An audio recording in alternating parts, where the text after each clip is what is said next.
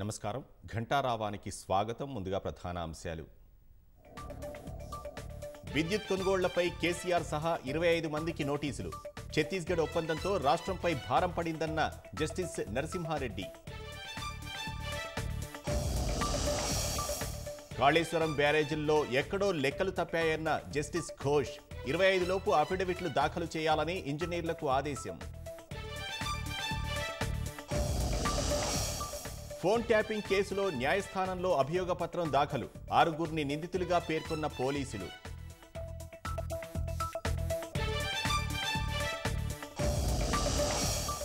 గొర్రెల కుంభకోణంపై అవినీతి నిరోధక శాఖ విచారణ వేగవంతం పశుసంవర్ధక శాఖ అధికారి రామచందర్ను సస్పెండ్ చేసిన ప్రభుత్వం పాలమూరు రంగారెడ్డి భూ నిర్వాసితులకు ఘరానా మోసం అధిక వడ్డీ ఆశ చూపి 150 కోట్లతో బోర్డు తిప్పిన ఫైనాన్స్ సంస్థ ఏపీలో చంద్రబాబు ప్రమాణ స్వీకారానికి సర్వం సిద్ధం ప్రధాని సహా వీఐపీల రాకతో పటిష్ట భద్రతా ఏర్పాట్లు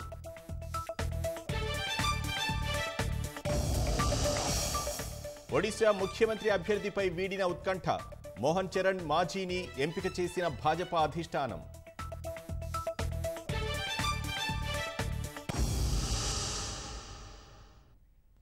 ఛత్తీస్గఢ్తో విద్యుత్ కొనుగోళ్ల ఒప్పందాలు యాదాద్రి భద్రాద్రి విద్యుత్ సంస్థల నిర్మాణంపై జస్టిస్ నరసింహారెడ్డి కమిషన్ విచారణ కొనసాగుతోంది ఈ 3 అంశాలపై నిర్ణయాలను జెన్కో వంటి విద్యుత్ సంస్థలు కాకుండా నాటి ప్రభుత్వమే తీసుకున్నట్లు విచారణలో వెల్లడైందని జస్టిస్ నరసింహారెడ్డి వెల్లడించారు ఈ వ్యవహారంలో మాజీ ముఖ్యమంత్రి కేసీఆర్ సహా 25 మందికి నోటీసులు ఇచ్చినట్లు ఆయన తెలిపారు వారి వివరణ సంతృప్తికరంగా లేకపోతే కమిషన్ ముందు విచారణకు రావాల్సిందేనని ఆయన తెలిపారు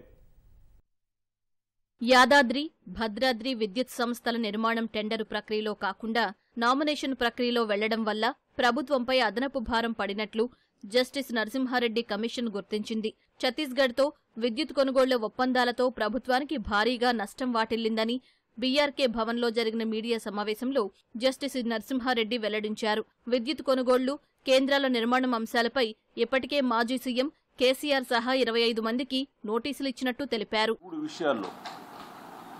ఛత్తీస్గఢ్ నుంచి పవర్ పర్చేజ్ అగ్రిమెంట్ ఒకటి రెండవదేమో భద్రాద్రి థర్మల్ పవర్ స్టేషన్ మూడవది యాదాద్రి థర్మల్ పవర్ స్టేషన్ ఈ 3 కూడా టెండర్ ప్రక్రియ లేకుండా ఒక డైరెక్ట్ నెగోషియేషన్ ద్వారా ఇచ్చినాయి అందరికి లెటర్ రాసి దాదాపు 25 మందిని ఐడెంటిఫై చేసినాము ఈ ప్రక్రియలో నిర్ణయం తీసుకున్న అధికారులు కానీ లేకుంటే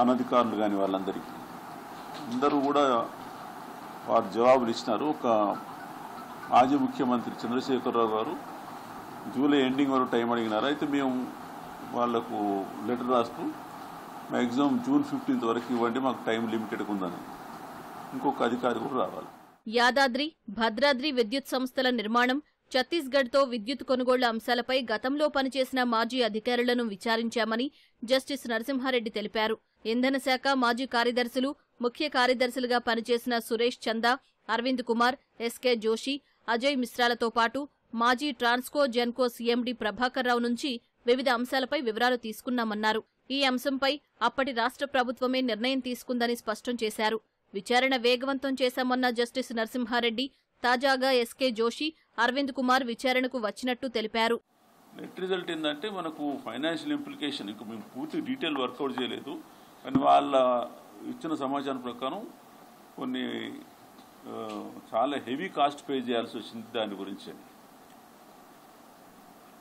టెండర్ ప్రక్రియను ఎందుకు పెట్టుకోలేదంటే అప్పుడు ఒక సత్వరంగా ఎమర్జెన్సీగా మనకు పవర్ తీసుకోవాలా ఎందుకంటే ఎక్యూట్ షార్టేజ్ ఉన్నదని కానీ మనకు రికార్డు చూసి తెలిసింది ఏంటంటే అది చేసుకునేసరికి అది మన ఎంఓయూ కానీ పీపీఏ కానీ 2 చేసినానికి ఆ పవర్ ప్లాంటే ఎగ్జిస్టెన్స్ ఉండేది అది కన్స్ట్రక్షన్లో ఉన్నది అది 2017లో ఇప్పుడు మొదలుపెట్టినారు అది ఆ తర్వాత కొద్ది 3-4 సంవత్సరాలు సప్లై చేసి అది కూడా మానేసినారు అది కొన్ని ఇబ్బందులు వచ్చి కానీ ఎంటైర్ ప్రాసెస్లో మనకు ఎంత నష్టం జరిగింది అన్నది చూడాల్సి వస్తుంది నిర్ణయం ఎక్కడ జరిగింది సాధారణంగా రెండు రాష్ట్రాలు విద్యుత్ ఒప్పందం చేసుకున్నప్పుడు కేంద్ర రెగ్యులేటరీ కమిషన్కు అధికారం ఉంటుంది.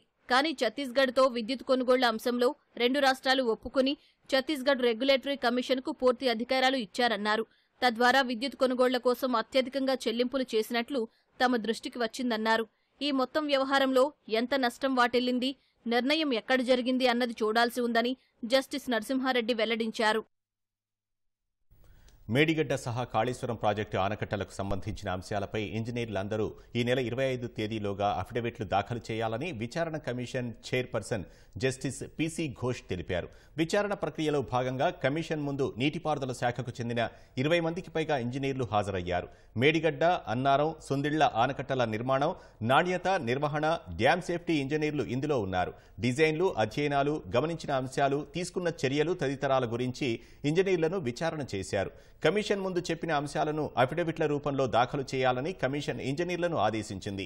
3 ఆనకట్టల బాధ్యతలను చూసిన ఇంజనీర్ల విచారణ జరుగుతోందన్న జస్టిస్ పిసి ఘోష్ ఇంజనీర్ల అందరినీ ఈ నెల 25 లోపు అఫిడవిట్ దాఖలు చేయాలని చెప్పారు. అఫిడవిట్ ద్వారా అయితే అన్ని అంశాలు రికార్డవుతాయని అన్నారు. బ్యారేజ్ల విషయంలో లెక్కలు ఎక్కడో తప్పినట్లు కనిపిస్తోందన్న జస్టిస్ సమస్యలు రాకపోయి ఉంటే ప్రజలకు చాలా ఉపయోగపడేవని పేర్కొన్నారు. లోపం ఎక్కడుంది, ఏం జరిగిందన్న విషయమై తెలుసుకునే ప్రయత్నం చేస్తున్నామని అన్నారు. ఎవరి ప్రమేయం అయినా ఉందా అని కూడా తెలుసుకునే ప్రయత్నం చేస్తున్నట్లు జస్టిస్ ఘోష్ తెలిపారు. నిర్మాణ సంస్థల ప్రతినిధులను కూడా విచారణకు పిలుస్తామని తెలిపారు.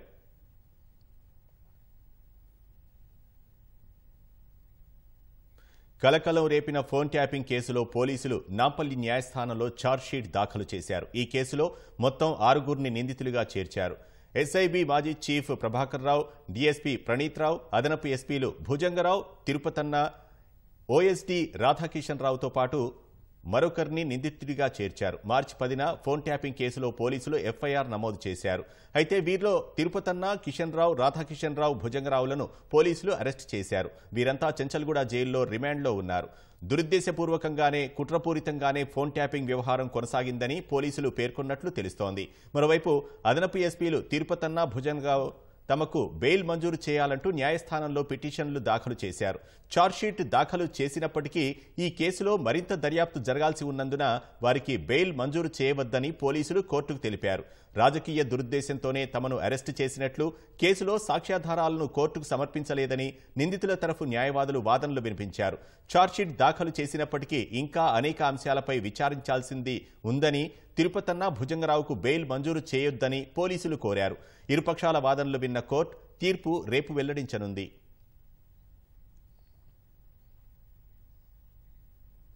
గొర్రెల కుంభకోణం కేసులో అవినీతి నిరోధక శాఖ జోరు పెంచింది. పశుసంవర్ధక శాఖ అధికారి రామచందర్ను ప్రభుత్వం సస్పెండ్ చేసింది. పశుగణాభివృద్ధి సంస్థ సీఈఓగా ఉన్న సబావత్ రామచందర్ రావును గొర్రెల పంపిణీ కుంభకోణంలో రామచందర్ను ఏసీబీ అరెస్టు చేసింది. మరోవైపు రామచందర్ నాయక్తో పాటు మాజీ ఓఎస్డీ కళ్యాణ్ కుమార్ను 2వ రోజు కస్టడీలోకి తీసుకుని ఏసీబీ విచారించింది. ధరల పెంపు, నిధుల మళ్లింపు అంశాలపై ప్రశ్నించింది. ఈ కేసులో కీలకంగా ఉన్న ప్రైవేట్ వ్యక్తి మొహినుద్దీన్ పాత్రపై కూడా విచారణ జరిపారు. మొహినుద్దీన్కు ఏ అధికారాలు సహకరించారు కూడా ఆరా తీస్తున్నారు. ప్రైవేట్ వ్యక్తి ఆధ్వర్యంలో ఇదంతా జరిగిందా, కుంభకోణం వెనుక ఇంకా ఎవరెవరు ఉన్నారనే విషయంపైన దర్యాప్తు చేస్తోంది. రామచందర్ నాయక్, కళ్యాణ్ కుమార్ కస్టడీ రేపటితో ముగియనుంది. వారిద్దరూ విచారణలో వెల్లడించే అంశాల ఆధారంగా మరింత మందిని ఈ వ్యవహారంలో అనీషా అరెస్టు చేసే అవకాశం ఉంది. సింగరేణిలో కారుణ్య ఉద్యోగాల కోసం దరఖాస్తు చేసుకునే అభ్యర్థులకు సంస్థ శుభవార్త ప్రకటించింది. అభ్యర్థుల వయోపరిమితి 35 సంవత్సరాల నుంచి 40 ఏళ్లకు పెంచుతూ కీలక నిర్ణయం తీసుకుంది. దాదాపు దశాబ్ద కాలంగా వయోపరిమితి నిబంధన వల్ల వందలాది మంది అభ్యర్థులు ఉద్యోగ అవకాశాలను అందుకోలేకపోయారని, సుదీర్ఘకాలంగా పెండింగ్లో ఉన్న ఈ అంశంపై సానుకూల నిర్ణయం తీసుకున్నట్లు పేర్కొంది. 2018 మార్చి 9వ తేదీ నుంచి ఈ గరిష్ట వయోపరిమితి సడలింపు పథకాన్ని వర్తింపజేస్తున్నామని సీఎండీ బలరాం నాయక్ వెల్లడించారు. తద్వారా 2018 నుంచి ఉద్యోగం కోసం ఎదురుచూస్తున్న దాదాపు 300 మందికి తక్షణ ప్రయోజనం చేకూరుతుందన్నారు. అలాగే రానున్న రోజుల్లోనూ మరింత మందికి లబ్ధి చేకూరుతుందన్నారు. గరిష్ట వయోపరిమితిని పెంపునకు రాష్ట్ర ముఖ్యమంత్రి సానుకూలంగా స్పందించడంతో పాటు సింగరేణి యాజమాన్యం ఉత్తర్వులు జారీ చేయడం పట్ల సింగరేణి కార్మికులు హర్షం వ్యక్తం చేశారు. ఆహారం కల్తీ చేసినా, నాణ్యత ప్రమాణాలు పాటించకపోయినా కఠిన చర్యలు తీసుకుంటామని వైద్యారోగ్య శాఖ మంత్రి దామోదర రాజనరసింహ హెచ్చరించారు. సచివాలయంలో హోటళ్లు, బార్లు, రెస్టారెంట్లు, బేకరీలు, ఆయిల్ మర్చెంట్లు, పాల ఉత్పత్తిదారులు, ప్యాకేజ్డ్ మంచినీరు, ఫ్లోర్ మిల్లర్ల సంఘాల ప్రతినిధులతో నిర్వహించిన సమావేశంలో మంత్రి దామోదర పాల్గొన్నారు. నిజాం కాలం నుంచి హైదరాబాద్ బిర్యానీకి అంతర్జాతీయంగా ఉన్న గుర్తింపును కాపాడాలని మంత్రి స్పష్టం చేశారు. హైదరాబాద్ను మెడికల్ టూరిజం హబ్గా తీర్చిదిద్దుతామన్నారు. ఫుడ్ క్యాపిటల్ ఆఫ్ ఇండియాగా హైదరాబాద్ బ్రాండ్ ఇమేజ్ను పెంచుతున్నామని వివరించారు. కాబట్టి హోటళ్ల యజమానులు సామాజిక బాధ్యతతో వ్యవహరించాలని కోరారు. ప్రతి 6 నెలలకు వర్క్షాపులు, అవగాహన సదస్సులు నిర్వహిస్తామన్నారు. ఈ సందర్భంగా హోటళ్ల యజమానులు చేసిన పలు విజ్ఞప్తులపై మంత్రి సానుకూలంగా స్పందించారు.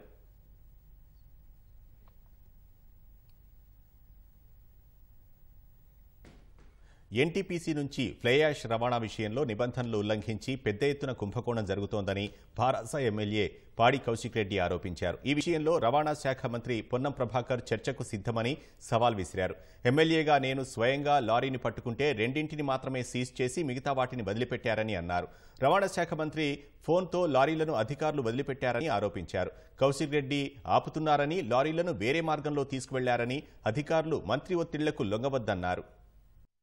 పర్మిట్లో మీరు ఇక్కడ చూడొచ్చు, అవుట్ అని స్టాంప్ కొడతారు. ఇందులో లోడ్ ఎంత ఉందో ఇందులో మెన్షన్ చేయకుండా బయటికి పంపుతా ఉన్నారు. ఇందులో ఈ వెహికల్ నంబర్ TS29TB3299, ఈ వెహికల్ డిస్పాచ్ టైం 6:33 AM, ఇది 8/6/24. దీనికి 32 టన్స్ కొట్టాల్సింది దీంట్లో చూడండి మీరు 73.210 వేబ్రిడ్జ్ కొడతా ఉన్నాం. దీని మీద కేవలం ఎక్స్పెండిచర్ అనేది 25,000 నుంచి 30,000 రూపాయలు ఒక్క లారీకి పడుతుంది. ఏది 32 టన్స్కైనా 36 టన్స్కైనా. డైలీ 300 లారీలు కొడతా ఉన్నారు. ఆ 30,000 రూపీస్ పర్ లారీ అనేది పోతుందంటే 30,000 ఇంటూ 300 వేస్తే 90 lakh రూపీస్ కొడతా ఉన్నారు. ఈ 90 లక్షలలో స్ట్రేట్ అవే 50 లక్షలు మంత్రి గారికి ఇస్తా ఉన్నారు. ఈ కలెక్షన్ బాయ్ ఎవరంటే పొన్నం ప్రభాకర్ గారి అన్న కొడుకు అనూప్ గారు దీనికి కలెక్షన్ చేస్తూ ఉంటారు పైసలు మంత్రి గారి తరఫు నుంచి. This is the fact. Som distilleries విషయంలో అబ్కారీ శాఖ మంత్రి జూపల్లి అనుసరించిన వైఖరి ఆక్షేపణీయంగా ఉందని భారాస నేత మన్నే క్రిషాంక్ విమర్శించారు. అవినీతి గురించి ప్రశ్నించేసరికి ఆ కంపెనీపై రకరకాల వైఖరీలు తీసుకొని చివరకు తోకముడిచారని భారాస రాష్ట్ర కార్యాలయంలో ఆక్షేపించారు. సోమ్ డిస్టిలరీస్కు రాష్ట్రంలో మద్యం విక్రయాలకు ఇచ్చిన అనుమతి రద్దు చేయడాన్ని స్వాగతిస్తున్నామన్న క్రిషాంక్ మొదట ఎందుకు అనుమతులు ఇచ్చారనే దానిపై విచారణ జరగాలన్నారు. మోసపూరిత కంపెనీకి రాష్ట్రంలో అనుమతి ఇవ్వడానికి కారకులు ఎవరో బయటకు రావాలని క్రిషాంక్ డిమాండ్ చేశారు. మంత్రి గారు ఫస్ట్ వస్తలేదు, ప్రతిపాదన లేదని, ఆ తర్వాత నాకు సమాచారం లేదు, నాకు సమాచారం లేకుండానే అధికారులే తెచ్చిరని, ఆ తర్వాత అధికారికంగా చాలా గొప్ప కంపెనీ ఇది, చాలా ప్రెస్టీజు ఈ సోమ్ డిస్టిలరీస్ అనే సంస్థ, వాళ్ళు తెచ్చే కల్తీ బీరు తెస్తే మా కాంగ్రెస్ ప్రభుత్వానికి రాష్ట్రానికి చాలా గొప్ప జరుగుతుంది, ఇది మా ఘనత అని రాసి ఇవాళ సింపుల్గా రద్దు చేస్తున్నామంటే మరి విచారణ ఏముండదా? ఎందుకంటే ఈ కంపెనీకి కాంగ్రెస్ పార్టీకి ఫైనాన్షియల్ ట్రాన్సాక్షన్స్ జరిగినాయని కూడా మేము బహిర్గతం చేసినాం. అఫీషియల్గా కోట్ల రూపాయలు కాంగ్రెస్ పార్టీకి ఈ సోమ్ డిస్టిలరీస్ అనే వాళ్ళు ఇచ్చిండ్రు. మంత్రి గారు ఒక పాలసీ లేదని చెప్పి మీడియాను బెదిరించి మళ్ళా లేదు పాలసీ తీసుకున్నాం ఇచ్చినామని చెప్పి అప్రూవల్స్ ఇచ్చినామని చెప్పి మళ్ళా తర్వాత క్యాన్సిల్ ఇవాళ చేసుకుంటే గిందుకే ఇట్లాంటి యూటర్న్లు చేస్తున్నారు కాబట్టి దీన్ని తుగ్లక్ పాలన అని అంటున్నాం. దీని మీద ఖచ్చితంగా విచారణ జరగాలి. ఏఈఈ పోస్టులకు ఎంపికైన అభ్యర్థులకు రాష్ట్ర ప్రభుత్వం వెంటనే నియామక పత్రాలు అందించాలని మాజీ మంత్రి భారాస ఎమ్మెల్యే హరీష్ రావు డిమాండ్ చేశారు. పోస్టుల భర్తీ ప్రక్రియ ఎప్పుడో పూర్తయినా ప్రభుత్వం ఇంతవరకు అపాయింట్మెంట్ లెటర్స్ ఇవ్వకపోవడం బాధాకరమని ఎక్స్ వేదికగా విమర్శించారు. గాంధీభవన్ వద్ద మోకాళ్లపై కూర్చొని నిరసన తెలిపిన ఏఈఈ అభ్యర్థులకు సంఘీభావం ప్రకటించారు. మంత్రులు, అధికారులకు అభ్యర్థులు ఎన్నిసార్లు మొరపెట్టుకున్నా పట్టించుకోవట్లేదన్న హరీష్ రావు వెంటనే నియామక పత్రాలు అందించాలని డిమాండ్ చేశారు. ఆంధ్రప్రదేశ్లో ప్రభుత్వ ఏర్పాటుకు ఎన్డీఏ కూటమి శాసనసభాపక్ష నాయకుడు చంద్రబాబును ఆహ్వానించాలని గవర్నర్ జస్టిస్ అబ్దుల్ నజీర్ను కూటమి నేతలు కోరారు. ఈ మేరకు కూటమి శాసనసభాపక్ష నేతగా చంద్రబాబును ఎన్నుకుంటూ చేసిన తీర్మానం లేఖను ఆయనకు అందజేశారు. తొలుత తెలుగుదేశం శాసనసభాపక్షం సమావేశమై తమ నాయకుడిగా చంద్రబాబును ఎన్నుకుంది. జనసేన, భాజపా కూడా వేర్వేరుగా పార్టీ శాసనసభాపక్ష సమావేశాలు నిర్వహించాయి. అనంతరం విజయవాడ ఏ కన్వెన్షన్లో 3 పార్టీల సంయుక్త శాసనసభాపక్ష సమావేశం జరిగింది. చంద్రబాబును ఎన్డీఏ సీఎం అభ్యర్థిగా జనసేన అధినేత పవన్ కళ్యాణ్ ప్రతిపాదించారు. అనంతరం చంద్రబాబును పవన్ ఆత్మీయ ఆలింగనం చేసుకున్నారు. గతి తప్పిన ఏపీకి చంద్రబాబు నాయకత్వం, అనుభవం చాలా అవసరమన్నారు. పవన్ కళ్యాణ్ ప్రతిపాదనను భాజపా ఆంధ్రప్రదేశ్ అధ్యక్షురాలు పురంధేశ్వరి సమర్థించారు. చంద్రబాబు యుక్తి, మోదీ స్ఫూర్తి, పవన్ శక్తి కలయికే కూటమి అని పేర్కొన్నారు. అనంతరం కూటమి నేతలు అచ్చెన్నాయుడు, పురంధేశ్వరి, నాదెండ్ల మనోహర్ రాజ్భవన్కు వెళ్లి సభానాయకుడిగా చంద్రబాబును ఎన్నుకుంటూ చేసిన తీర్మానాన్ని గవర్నర్కు అందజేశారు. ప్రభుత్వ ఏర్పాటుకు ఆహ్వానించాలని కోరారు. గన్నవరం మండలం కేసరపల్లి ఐటీ పార్క్ సమీపంలో చంద్రబాబు ప్రమాణ స్వీకారానికి ఏర్పాట్లు తుది దశకు చేరుకున్నాయి. ఈ ఏర్పాట్లను అధికారులు దగ్గరుండి పర్యవేక్షిస్తున్నారు. చంద్రబాబు ప్రమాణ స్వీకారానికి ప్రధాని నరేంద్ర మోదీ, కేంద్ర హోంమంత్రి అమిత్ షా, ఏపీ ప్రభుత్వ ప్రత్యేక అతిథిగా మెగాస్టార్ చిరంజీవి హాజరు కానుండగా అతిథులు, ప్రజలకు కల్పించాల్సిన మౌలిక వసతులపై అధికారులు చర్యలు చేపట్టారు. మజ్జిగ, తాగునీరు, వైద్య సదుపాయాలు అందుబాటులో ఉంచేందుకు చర్యలు తీసుకుంటున్నారు. ఈ సభ జరిగే పరిసరాల్లో సుమారు 1000 మంది పోలీసులతో భద్రత కట్టుదిట్టం చేశారు. ఇప్పటికే ప్రమాణ స్వీకార ప్రాంగణ పరిసరాలను పోలీస్ శాఖ స్వాధీనం చేసుకుంది. మోదీ, అమిత్ షా, చిరంజీవిల రాకను పురస్కరించుకుని గన్నవరం విమానాశ్రయం వద్ద పటిష్ట భద్రత ఏర్పాటు చేశారు. ముఖ్యమంత్రి, మంత్రివర్గం ప్రమాణ స్వీకారోత్సవ కార్యక్రమానికి హాజరయ్యే అతిథులకు విజయవాడలో వసతి, రవాణాకు సంబంధించి ప్రణాళిక ప్రకారం ఏర్పాట్లు చేస్తున్నట్లు ఎన్టీఆర్ జిల్లా కలెక్టర్ ఢిల్లీరావు చెప్పారు. వివిధ హోటళ్లకు ఇప్పటికే ఇన్ఛార్జీలను నియమించినట్లు చెప్పారు. ఈ కార్యక్రమానికి రానున్న అమిత్ షా ఈ రాత్రికే విజయవాడ చేరుకుంటారు. ఈ రాత్రి 10ంటికి తెలుగుదేశం అధినేత చంద్రబాబును ఆయన నివాసంలో కలవనున్నారు. కేంద్రంలో మూడోసారి అధికారం చేపట్టిన ప్రధాని మోదీ కేబినెట్లోని కొందరు మంత్రులు ఇవాళ బాధ్యతలు చేపట్టారు. మంత్రివర్గంలో అవకాశం కల్పించిన ప్రధాని మోదీకి వారు కృతజ్ఞతలు తెలిపారు. తమకు అప్పగించిన బాధ్యతలను సమర్థంగా నిర్వహించడంతో పాటు ప్రభుత్వానికి మంచి పేరు తేవటమే లక్ష్యంగా పనిచేయనున్నట్లు కేంద్ర మంత్రులు తెలిపారు. ఎన్డీఏ సారథ్యంలో కేంద్రంలో మూడోసారి సంకీర్ణ ప్రభుత్వాన్ని ఏర్పాటు చేసిన ప్రధాని నరేంద్ర మోదీ 71 మంది మంత్రులకు తన కేబినెట్లో చోటు కల్పించారు. వారిలో కొందరు మంగళవారం బాధ్యతలు చేపట్టారు. 71 మందిలో 30 మంది కేబినెట్ మంత్రులు, 5గురు స్వతంత్ర హోదా కలిగిన సహాయ మంత్రులు, మరో 36 మంది సహాయ మంత్రులు ఉన్నారు. ప్రధాని మోదీ వారికి సోమవారం సాయంత్రం శాఖలు కేటాయించారు.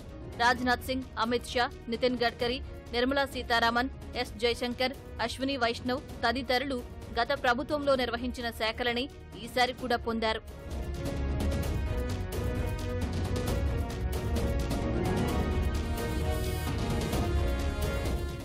కేంద్ర హోంశాఖ మంత్రి అమిత్ షా, వైద్య శాఖ మంత్రి జేపీ నడ్డా, విదేశాంగ మంత్రి ఎస్ జైశంకర్, వ్యవసాయ శాఖ మంత్రి శివరాజ్ సింగ్ చౌహాన్, పార్లమెంటు వ్యవహారాల శాఖ మంత్రి కిరణ్ రిజిజు, న్యాయశాఖ మంత్రి అర్జున్ రామ్ మేఘ్వాల్, కార్మిక శాఖ మంత్రి మన్సుఖ్ మాండవీయ, ఎంఎస్ఎంఈ శాఖ మంత్రి జితిన్ రామ్ మాంఝీ, అటవీ శాఖ మంత్రి భూపేంద్ర యాదవ్, విద్యుత్ శాఖ మంత్రి మనోహర్ లాల్ ఖట్టర్, రైల్వే శాఖ మంత్రి అశ్విని వైష్ణవ్, ఓడరేవుల శాఖ మంత్రి సర్బానంద సోనోవాల్, ఫుడ్ ప్రాసెసింగ్ పరిశ్రమల మంత్రి చిరాగ్ పాస్వాన్, జలశక్తి మంత్రి సిఆర్ పాటిల్, శాస్త్ర సాంకేతిక పీఎంఓ శాఖ మంత్రి జితేంద్ర సింగ్, సమాచార శాఖ సహాయ మంత్రి ఎల్ మురుగన్, విద్యా నైపుణ్యాభివృద్ధి శాఖ మంత్రి జయంత్ చౌదరి, ఎరువులు రసాయనాల శాఖ సహాయ మంత్రి అనుప్రియ పటేల్, పర్యాటక శాఖ సహాయ మంత్రి సురేష్ గోపి బాధ్యతలు చేపట్టారు.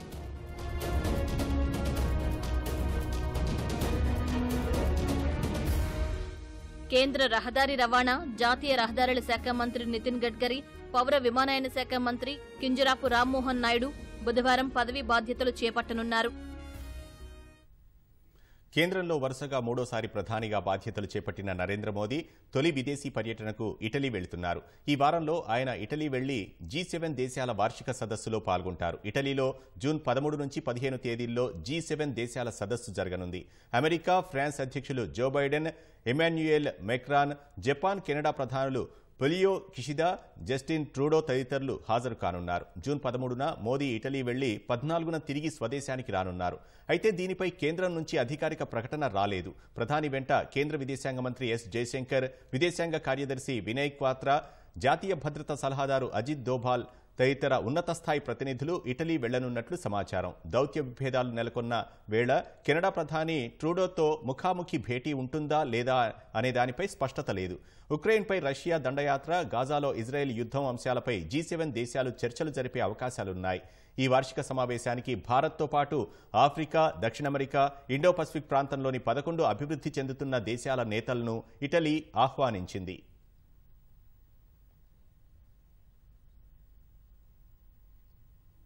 ఒడిశాలో తొలిసారి ప్రభుత్వ ఏర్పాటుకు భాజపా సిద్ధమైంది. రాష్ట్ర ముఖ్యమంత్రిగా మోహన్ చరణ్ మాఝీని పార్టీ అధిష్టానం ఎంపిక చేసింది. ఈ విషయాన్ని రక్షణ మంత్రి రాజ్నాథ్ సింగ్ ప్రకటించారు. కేవీ సింగ్ దేవ్, పార్వతీ పరిడాను ఉప ముఖ్యమంత్రులుగా ఎంపిక చేసినట్లు వెల్లడించారు. ఒడిశా భాజపా శాసనసభాపక్ష సమావేశం తర్వాత ఈ విషయాన్ని ఆయన ప్రకటించాడు. ఒడిశాలో కమలదళ సీనియర్ నేతల్లో ఒకరైన మాఝీ ఇప్పటివరకు 4 సార్లు ఎమ్మెల్యేగా గెలుపొందారు. 2.5 దశాబ్దాల తర్వాత ఒడిశాలో కొత్త ముఖ్యమంత్రిగా బాధ్యతలు చేపట్టనున్నారు. ఈ నెల 12న మాఝీ పలువురు మంత్రులు ప్రమాణ స్వీకారం చేయనున్నారు. ఈ కార్యక్రమానికి ప్రధాని మోదీ హాజరు కానున్నారు.